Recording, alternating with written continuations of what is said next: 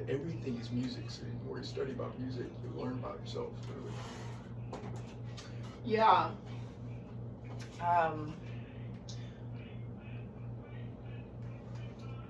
I appreciate musicians so much.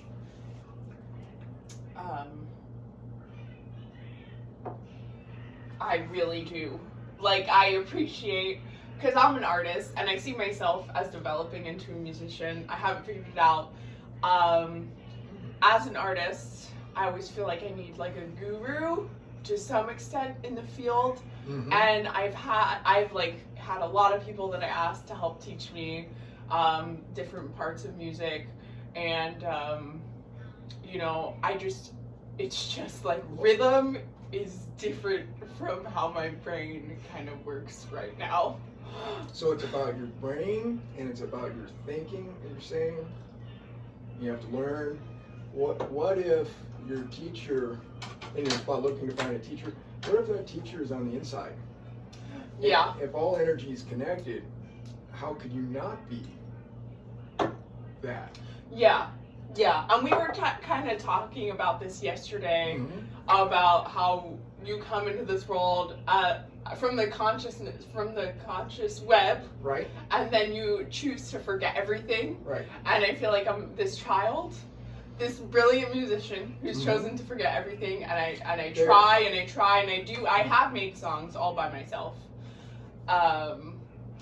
but I know that when it comes to like strings and pianos, and I could teach myself, and I know that I will, like, I will have a teacher that kind of shows me basic things and takes the time with me, right? Even if that's myself, and then inevitably from there you become your own teacher, and you have to like be the one that's pursuing that.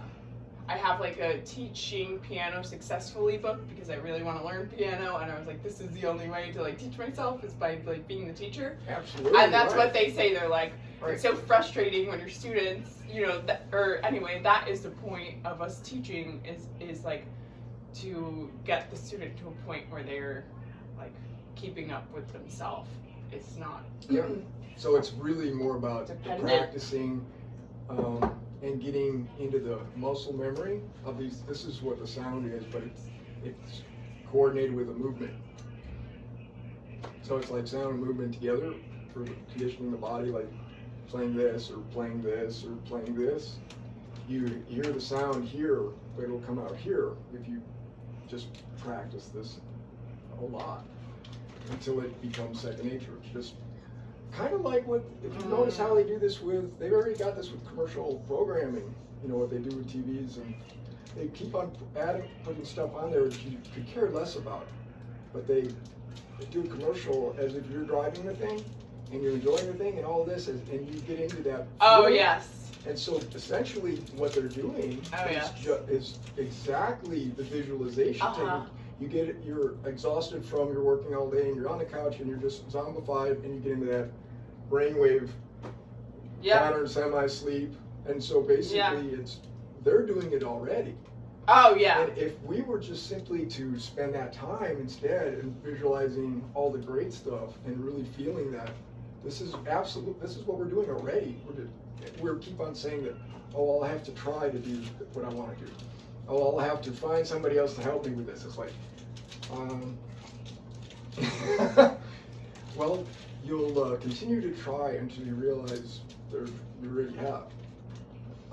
But like I said, the practicing is what's necessary, and as soon as you begin that's all that's necessary, because then you'll notice all this creative energy starts flowing, and that's your teacher. Your teacher's never left. It's your conditioned thought absorbs all the consciousness, and you never hear your teacher. It's there. Your teacher's there. It's just that we're not present enough. We get sucked into that level of mind, and that's just where humanity is. We're actually emerging from mind domination. Yeah. I feel that with the mind domination, like, for example, I'll be all caught up in my thoughts,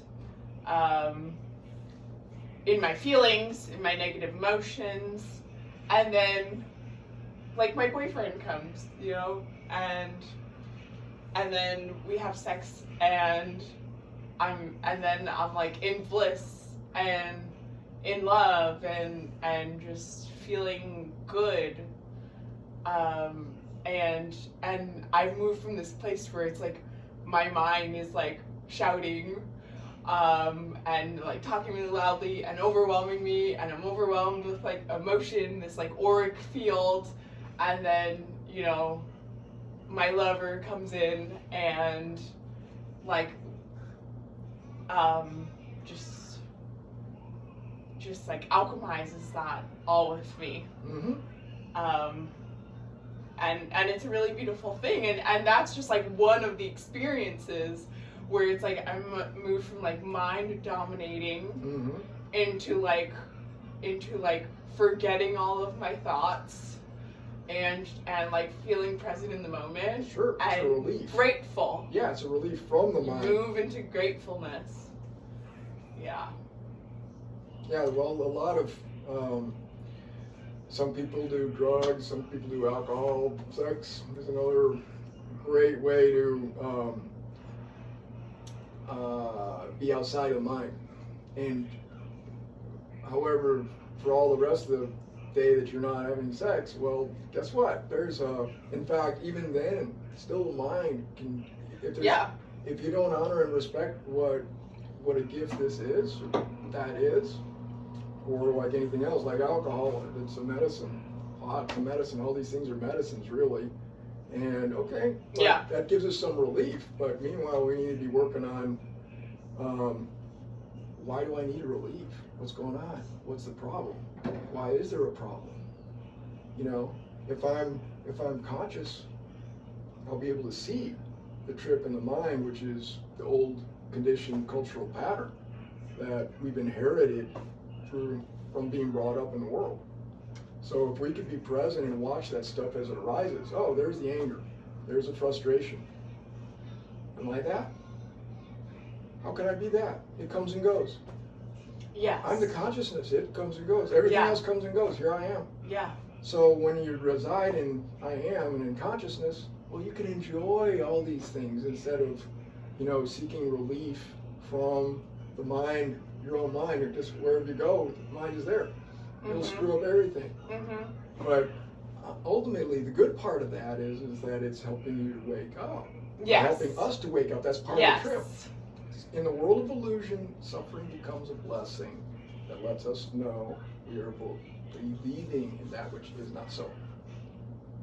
It's a wake-up call. Because the body is the instrument for your soul, and the body is universal, like an ocean. It's a wave on the ocean. And so to the degree that your current trip in the head is out of tune with greater harmony, you'll feel the discord. Yeah. And to the degree you're in tune with that, you'll feel the bliss. Yeah.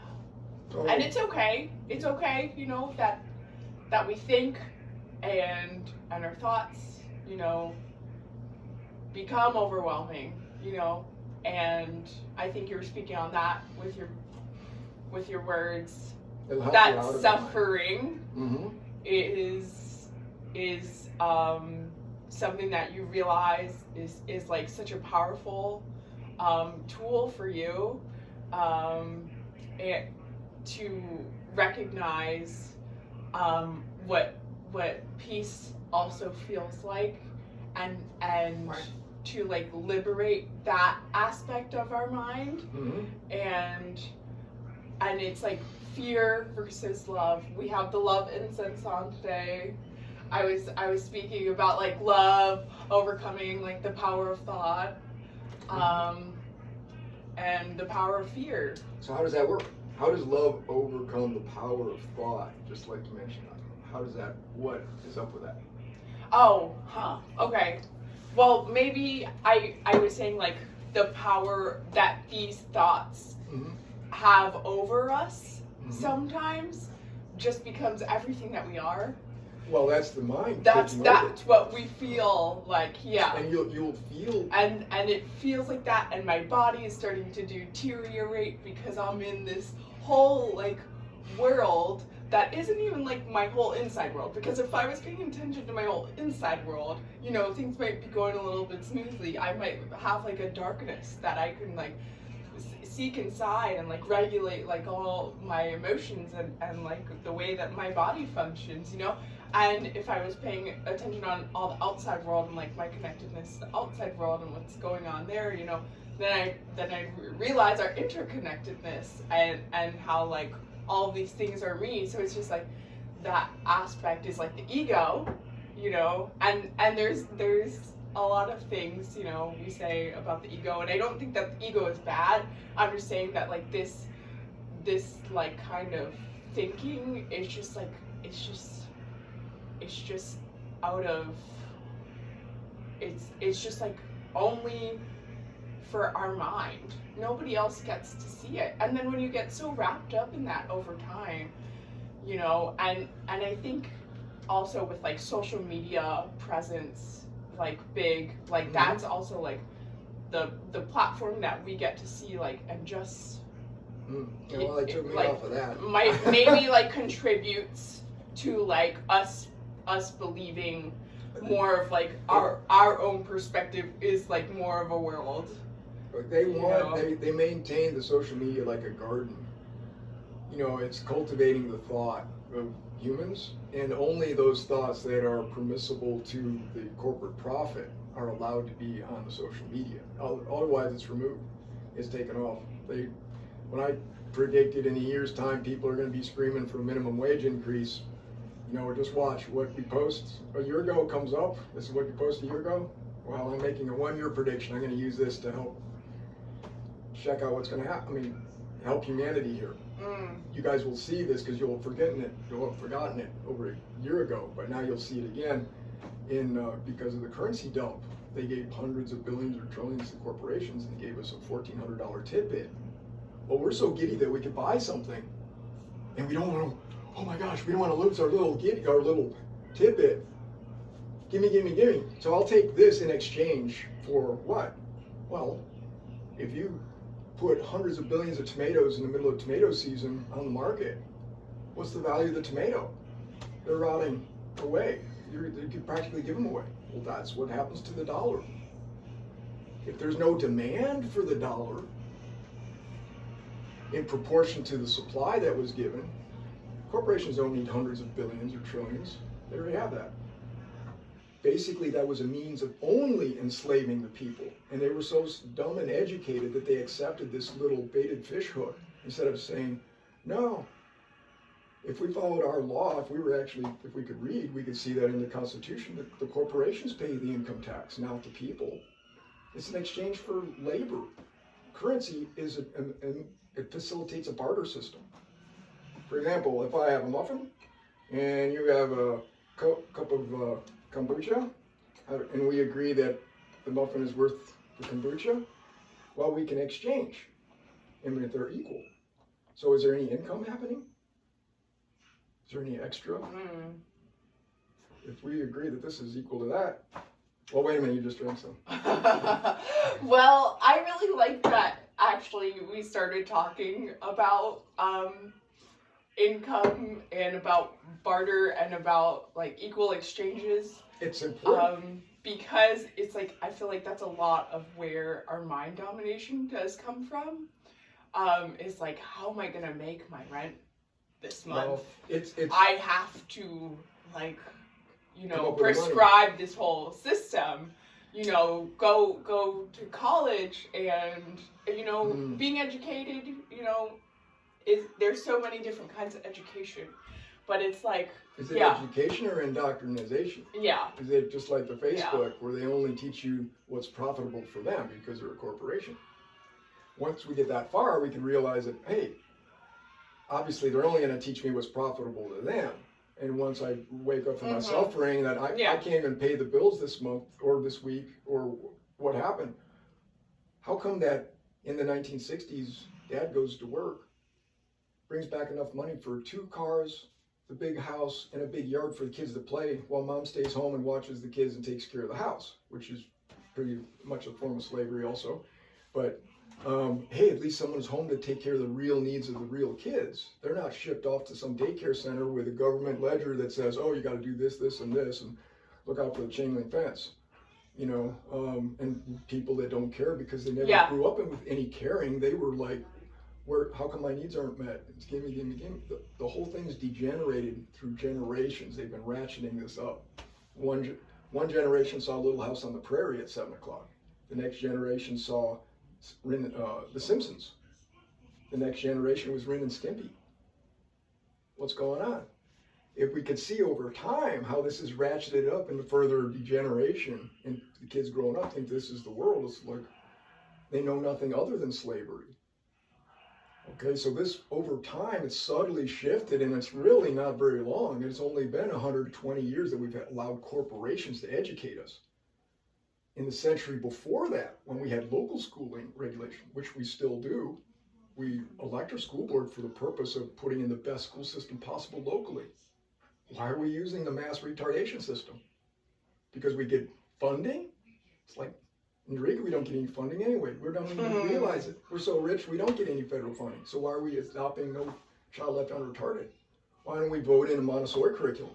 Why do we pay extra money, $4,000 or $5,000 extra to go to Clear Spring, in addition to paying all our taxes to have everyone else retarded? How American is that? That won't fly. We should be occupying the school board.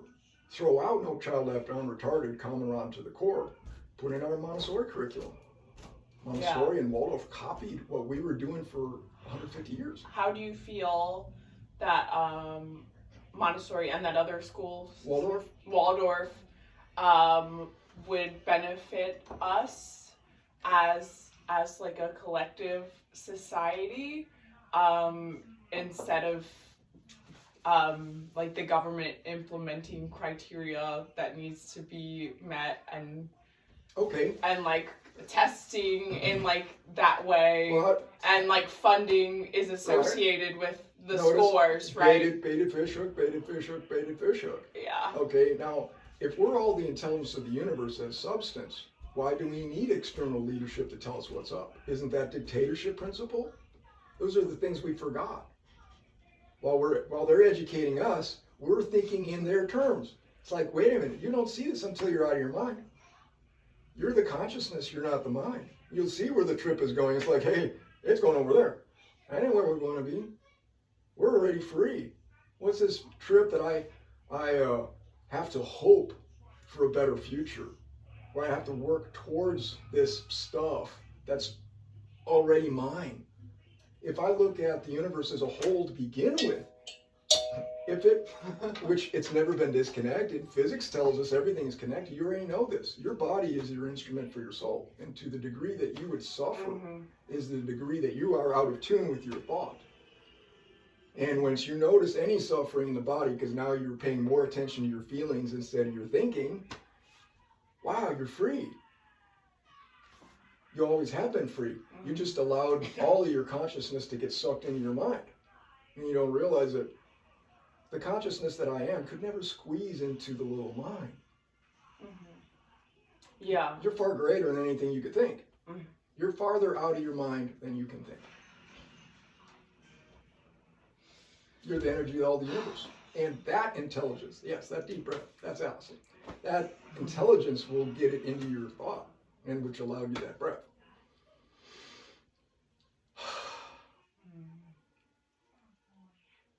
Wow. We just like dug a tunnel. I felt like we dug a tunnel, exploring like mind domination, to like the light of like interconnectedness, you know, when we get out of our own minds. Right, well that tunnel is like the corporate ASS. We're so far up the corporate ASS, we can't see the light of day. And that tunnel and that light, that's like, hey. Yeah, that's it's like the Matrix, and like realizing like that like, I didn't watch the movie in a while, but anyway, the way that I see it is that we're all like plugged in to like a power source, and we're just like sitting there in like a chair. We're the power source for that. They're sucking from us. Yeah. Basically, that's what's keeping all the crap going. It's okay. I like that. But my vision here is that we're like sitting at a chair, and then we're just like we're wearing like some like shades in our eyes, and there's like a world like projected. And like a 3D movie from the 50s, he goes, where are these specially approved glasses? You'll see it all just fine. and then realizing this, you become the light, you become the observer. You remember your power source, which we are all connected to, which is such a strength to acknowledge, and that connection to the divine provides everything for us. There you are. So that is why you do the yoga every day. You don't have to set up a schedule to go, 2 times a week to go do exercise and hope you can get into that routine. That's so hard. See? Now you can laugh at all that. I'm not one for schedules, but I do want to become more fit. Yeah, well, honestly, then forget the schedule. You know how to become more fit? Yeah. All you have to do is just like... Shut the TV off. It's like that. Go outside. There's no schedule. It's like, I feel it. Okay, go do it. No more problem. The mind will create the problem. And then you'll be the observer of the mind, and it's like, I am not the mind. Exactly, yeah. I have spent a lot of time on, like, farms and in nature and in wild and, like, just being a feral animal. So I do enjoy having this apartment in, like, modern day society. And I, at the same time, I feel like I've written, like, this soul contract of, like, being, like, a nun and being like a yogi and just like not really having a lot of material possessions. Now I have a child. Sometimes that's seen as like irresponsible. That's just the mind. To like, just be like this yogi. But exactly, I could join an orphanage and we could just all be like a collective thing. For example, I'm saying, or there's like other collectives, where it doesn't have to be so much of like my own material possession. It could be like shared, and then I can just be free. But also like you're free first, and then all these things happen. Yeah. Not all these things happen, and then I could be free. Exactly. The word comes out. Okay. That's really important because that clarity will determine the experience in the world. Yeah. Yeah. I am free, and I know that I am free. This and manifesting the rent for this month, I did that spiritually. Yep. And it happened and it worked out. Right.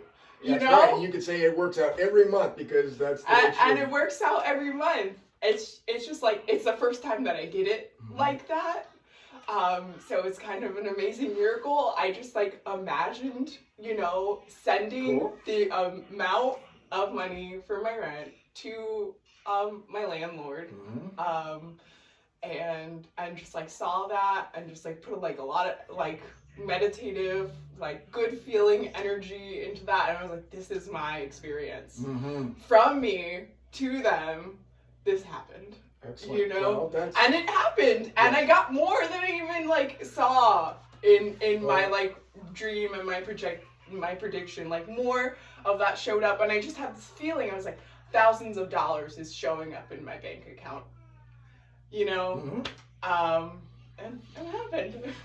and I'm like, trust. I trust. And it's an amazing feeling. When it really happens for you after me being like in my mind, domination, doubting myself, how am I gonna make this happen? I was like, I always knew I was gonna make it happen. That was like my basis. Yep, no, that's it. See, you hit the nail on the head right there. you shifted that energy from how am I going to make this happen into how can this not happen? Mm-hmm. This is where I'm dwelling all the time. I have the money. It's flowing into my account. I have the $1,000 just as and I needed it. Showed up. In fact, it showed up 2 weeks early, so I'm got a whole grace period that I could just thrill in and enjoy this, and also but keep on focusing, keep the commercial going in the head. Watch the little trip going. Make sure the mantras are in alignment with what feels good, like that deep breath. And I'm so grateful that you came to talk today, that you took the time to be present with me. Every time I'm with you, you are a walking example for presence and for speaking what we mean, and I really like every time that I randomly bump into you, or like now, we planned this, and again, I'm so grateful for your existence, and your reminders are so potent and powerful in my life. Oh, thank you, Bibi. That's beautiful. Thank you. Every time I see you, I'm like, I can't talk about the past with Eric. I can't say that I can't do something in the future. I can be here. Well, we're friends, and a friend would never abandon another friend in a crazy world, it would seem. But I think to be human is to be crazy, and to be conscious is to be good and crazy. So we have to help each other be, aware and conscious so that we have a better place for the kids, and that they're not brought up with picking up patterns from crazy folks. The kids they don't have words, but they have feelings, and they know what's right and what's not right. And I remember as a child knowing what's going on wasn't right, with arguing or somebody having a problem and somebody not having a problem. Well, the person having a problem goes over and picks on the person not having a problem until they have a problem, and then they both have a problem. And I'm like, this is just not right. And then when I got old enough to learn the words, I realized, oh my gosh, they're actually as crazy as I was thinking, or that I was imagining, or felt like. And then a little while longer, then I realized that they're trying to get me to do that. And I was like, oh no. Get me out of here. This is not good. I was about 8. Yeah, no, it wasn't. So it was a long time before I finally woke up again, because I knew I was doomed to fall into it. And that was really not a good time for me for a long time. So it wasn't quite some time before I woke up again. Yeah. And I never thought I would, honestly. I didn't plan on it. Yeah. So it was a series of miracles. But from that, I was able to realize, okay, something else is supporting me in this universe well beyond anything that I can notice or see or even work with on a mental plane. Whatever it was not anywhere to be found, but something was keeping me here. And so I decided to work with what was obviously, for me now, unseen. I know it's there. And so with that, it could give me the books I need. It could give me the thoughts in my head. It could help me see the patterns and all the beautiful nature all around me that never did have a problem. It's only the humans. Everything in nature, everything, every bit of it, even the humans are divine. It's just their minds are, they haven't caught up with their being. Yeah, there's always like a catalyst, I feel, and it's hard, it's interesting to like pin down what the trails of our spirit guides pointing us in the directions and like callings, and us choosing to answer them over and over again, that essentially binds us again with our intuition and with like the collective and with being awakened. So you said that there was a period of time that you were, struggling. What do you think like your catalyst was to like reignite? Oh, my being doomed to existence. I couldn't leave. Okay.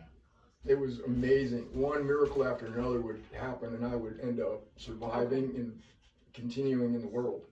That went on for about 8 years, which was unbelievable, really. Altogether it was 16, but actively for about 8 years, I was actively working on getting out of here in some other way. And there was always going to be some way to show up. It would be perfect timing, and everybody would think this is an accident. And so I just couldn't believe what was going on. And I was incredibly frustrated waking up in a hospital and still existing. It's like, how is that? I mean, they thought I was dead. You know, the doctor, the first one to show up, they think it's a body recovery. So miracles were happening, and it was beyond anything that, as an engineer, there is no way a physical body could survive these things. So how is it the body's still here? What I was experiencing was a non-linear universe. And that's what all of this is. We're fourth, fifth dimensional beings that are stuck in a third dimensional body. So I got to experience that because I left the body. The body is universal. Consciousness is universal. It's like the presence behind these two eyes. Well, this eye would say, no, the world's like this. And if this eye is open, well, this eye would say, well, no, the world's like this. Mm-hmm. And if I show BB where the coffee handle used to be, I'd say, well, the handle used to be on the left. And you'd say, oh, well, no, it's on the right. Yeah. And this person over here said, well, what are you guys talking about? So if we could talk like, well, it looks like this to me, what does it look like to you? And if we could share our experiences that way, well, now we have depths beyond our own limited point of view, the egoic position. And then now we could see beyond what is the physical body just by working cooperatively. This is what community is about. This is what cooperation is about. All those things they had to remove in government schooling so that we would fight each other like cancer cells. And that naturally we're harmonious, we're cooperative, we're all one love. That's the whole basis of the United States. Oh. Seriously, it says e pluribus unum. Oh, God. Oh.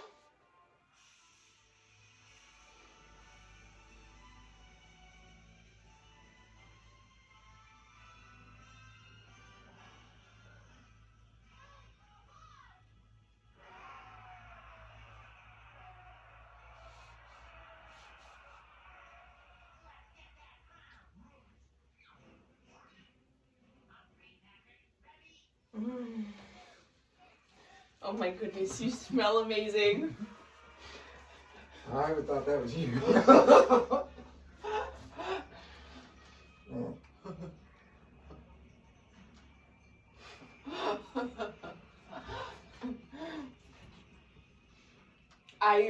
I felt that hug coming on when you started talking about like community.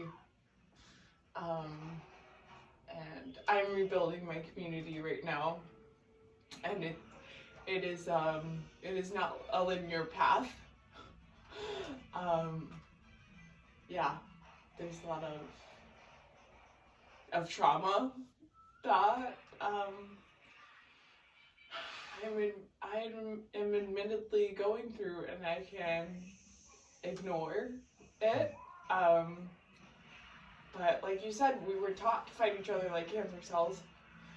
And sometimes people really hurt us, and it's hard to take that back.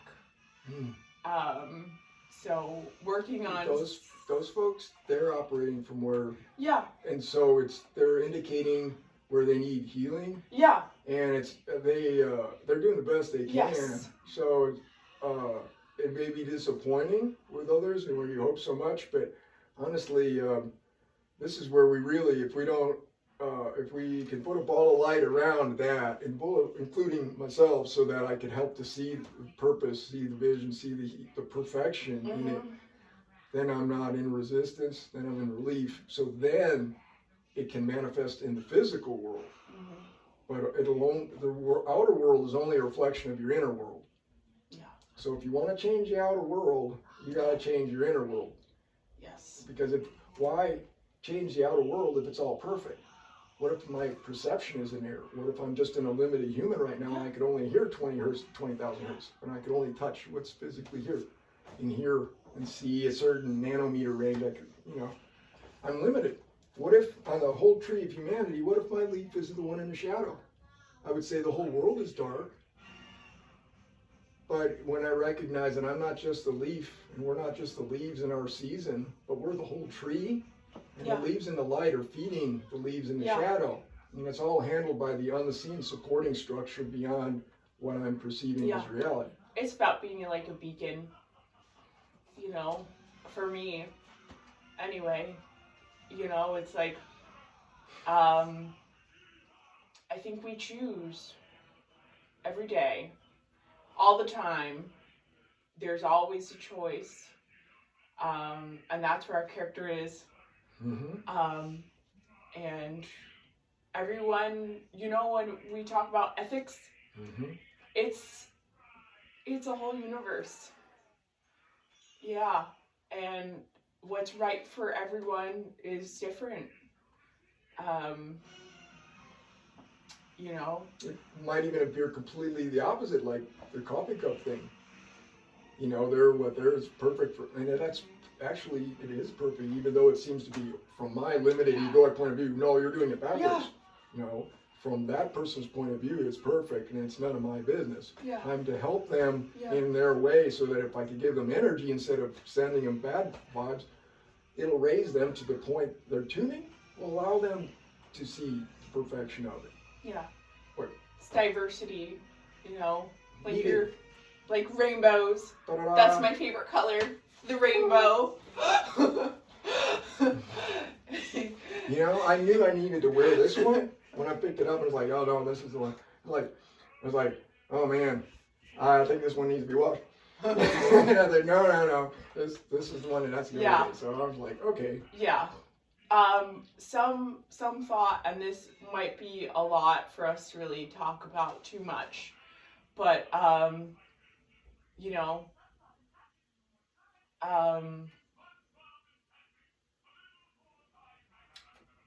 implementing some kind of community for us who are like admittedly like struggling, and we provide like beacons of light for the whole world by us like being empowered and choosing to live in a way that feels right to us. Right. I think we always know when something is a little bit off, and when we're... Is it thinking or feeling? When we're choosing, things don't feel right for us. There's a choice you mentioned yesterday. Yeah, and it's just nice when we remember to slow down and to meditate. And the whole world is like a reflection of our thoughts and a reflection of our karmic world. So that will start showing up for us in whatever way that is.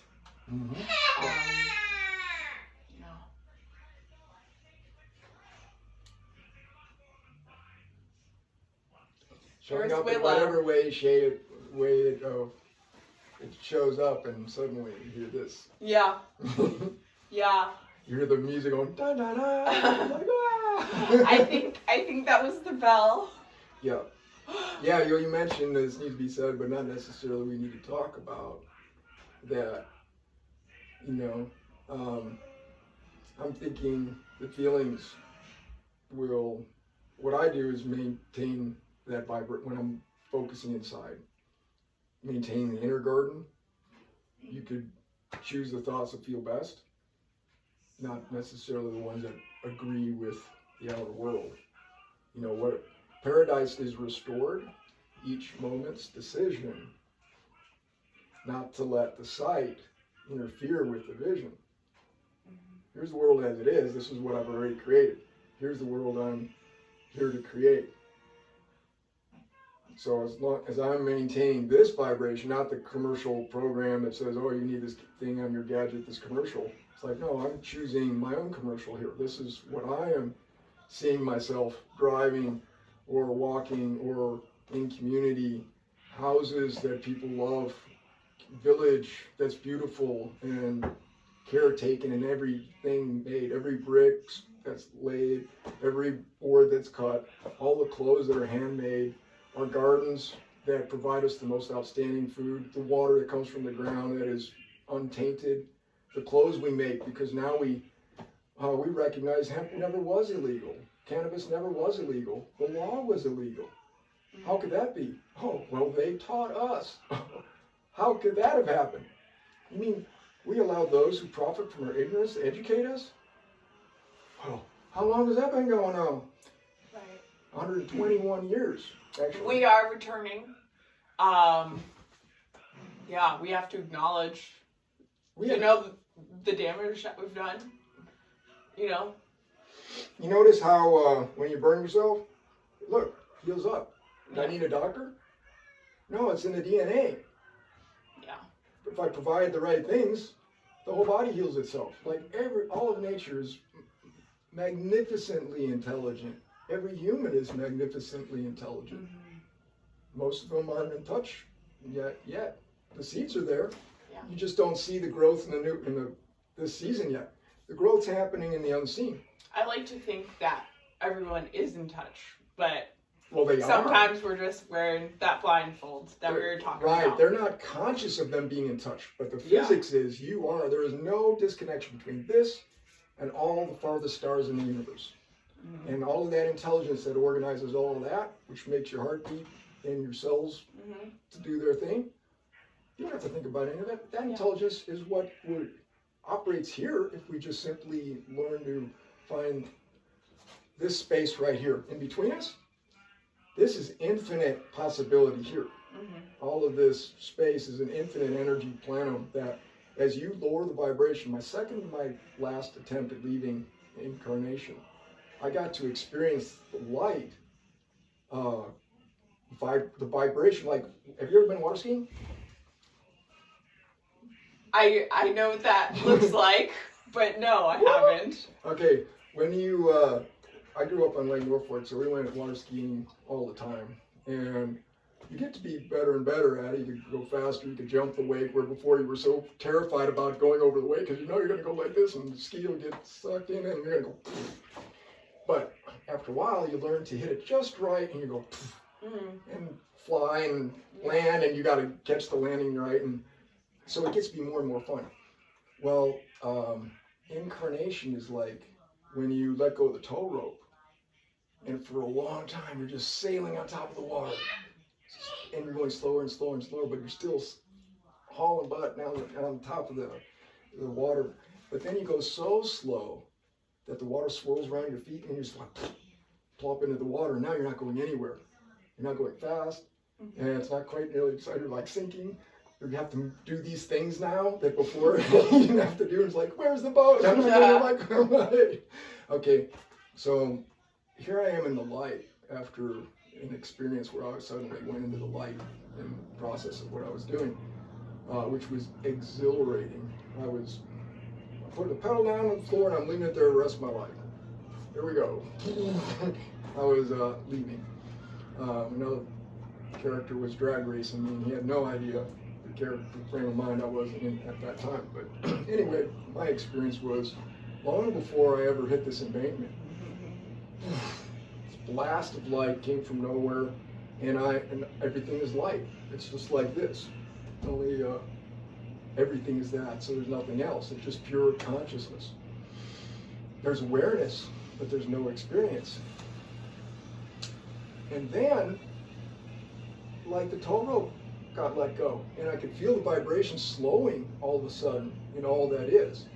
And it was like that line right there between the ceiling and the wall. There was a line like on a blank piece of paper, a line was drawn. At the same time the vibration had shifted. It's like when the vibration of the water cools down to the point where it starts to freeze and condense into form. The light condensed into form as the vibration was lowered more and more. Mm-hmm. One line, then this line, then there was these two lines that started here and they went like this. And then a whole bunch more lines, like somebody was going nuts with a pencil drawing all around me. And then when all the lines went in, then a color card slipped in. It was like, and blocked off all the light. And there became like a wall. And then there was another one that came in, and there's where a window would be. There was an opening, but and I could see the light, but then all the lines there got filled in, so it all became a sunny day outside, but it wasn't at all the light that is. It was getting covered up as the light condensed into form and created a room. That second and third line was like some mercury bubbling at the bottom, and it came up and it formed a rail. This was like a stainless steel tube coming through here. I was like, anyway, finally I got so slow, where it swirls around your feet and you just plop in. Well, I just plopped into my body. Yeah. And this was my world. Yeah. And now I'm in a hospital, and this is a hospital rail, and there's monitors, and there's a nurse comes in, and she's looking at the stuff, and she's writing stuff down, and she looks down at me, and she says, "Oh, there you are." I said, "What happened?" She says, "Oh, you were in an accident." I said, "Oh, an accident." I was like, "Oh, that wasn't a dream. I thought I was dreaming all of that." And I realized, oh no. And I had something in my mouth, and I spit out a chunk from one of my molars. It was like hardened like rocks. And I said, what the hell? Man, you're a hardcore dude. I was like, I can't move. What's going on? She says, well, I guess we could take those off. She started taking these straps off. I was strapped down to this hospital bed. I said, what's up with that? She said, well, you gave the night crew a run for their money. You, about 1 a.m, you were in the ER, and you when they were helping someone else, you just got up, unplugged yourself out of the ER, went down the hall, and when they tried to catch you, you just took off and went out the emergency room door and out into the city. Yeah. And without any clothes on. It's February, and they had to call for police assistance because none of them could catch me. Yeah. I was like, go. Oh man.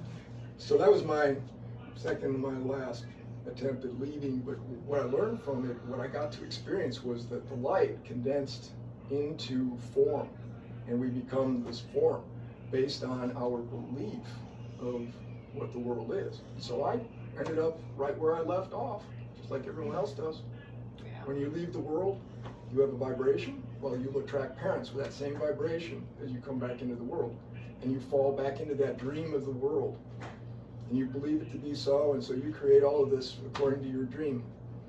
And I'm just helping you to have better dreams and maintain the dream despite what appears to be reality. And feel it, because that's the key. You'll know it by your feeling it. And that's what does the work. You did. The more you relax, the easier it gets. Thank you. Yeah, you brought that full circle. I was like, where is this whole story going? But at the same time, you're a really good storyteller, and it's a really good story. But I do see that was the lesson from it. Why I was driven. The lesson.